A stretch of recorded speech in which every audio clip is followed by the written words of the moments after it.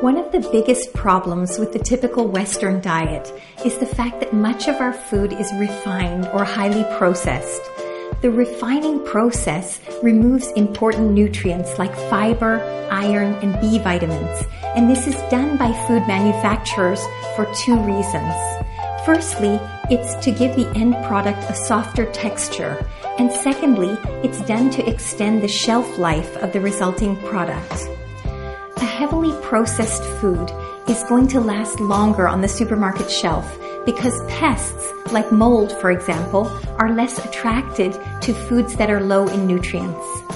A hamburger that's highly processed will spoil much more slowly than a hamburger made at home with mostly natural ingredients. But the question is, if highly processed food is so low in nutrients that the pests don't even want to eat it, how healthy can it be for us?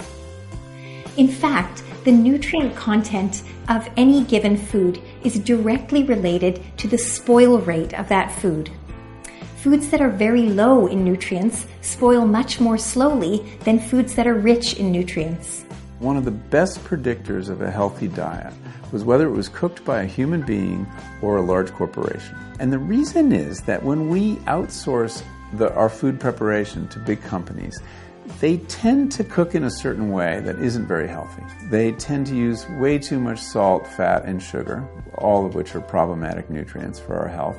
And they tend to use the cheapest possible raw ingredients. Their business model is to start with the cheap food and process it as much as possible, make it attractive with salt, fat, and sugar. Thinking about the nutrient density of a food is another conceptual way of making sensible food decisions. The nutrient density of a food can be thought of as the amount of nutritional value, including vitamins, minerals, and fiber, divided by the calories or energy content of that food. For example, a glass of soda is high in calories without providing much in the way of nutritional value.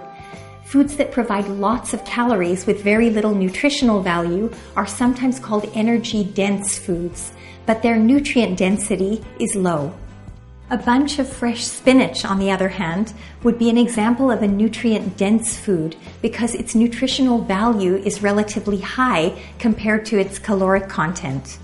When people talk about fast food being cheaper than fresh food, they're often referring to the fact that the cost per calorie of highly processed food is lower than that of fresh, whole food. This is often true because highly processed food is so high in calories that the cost per calorie is relatively low. But if we instead look at the cost of food per unit of nutrient density, then buying fewer calories of higher nutrient density food is a much better use of our food budget.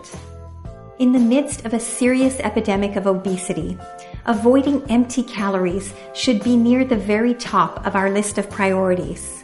One of the reasons why highly processed food is usually higher in calories is that in order to make these products sell, significant amounts of fat, sugar, and salt are added to make the nutrient-stripped foods taste good.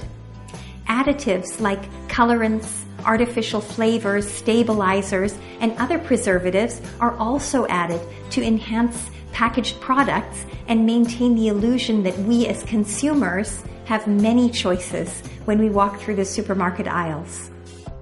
The last thing we need to be aware of are highly processed foods that masquerade as healthy foods.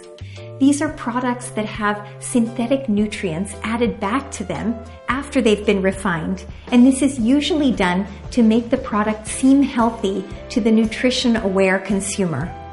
It's important to remember that the most nutritious foods, like broccoli, don't come in packages that tell us how healthy they are.